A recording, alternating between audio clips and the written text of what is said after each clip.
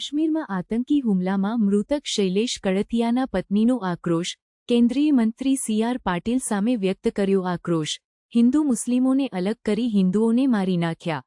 આતંકવાદીએ મારા પતિને ગોળી મારી મોતના થયું ત્યાં સુધી ત્યાં ઊભો રહ્યો અને હસતો રહ્યો.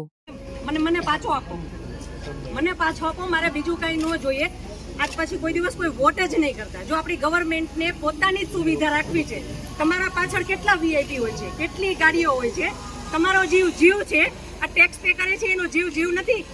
આ છોકરાઓનું શું, આનું ભવિષ્ય શું? આને ડોક્ટર બનાવી છે, આને એન્જિનિયર બનાવો છો. હું કઈ રીતે બનાવીશ? નહીં, મને ન્યાય જોઈએ. મારા છોકરાનું ફ્યુચર ખરાબ ન થવું જોઈએ.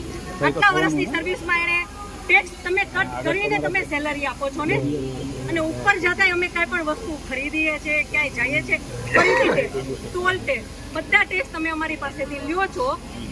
તો મારા ઘરવાળાને જ્યારે જરૂર હતી ત્યારે કોઈ ફેસિલિટી નથી મળી. મને એનો ન્યાય જોઈએ.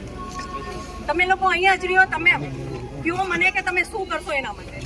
આ એક નહીં, આના જેવા જેટલા ભાઈઓ બધા નિર્દોષ હતા, બધાને આવડા છોકરા હતા.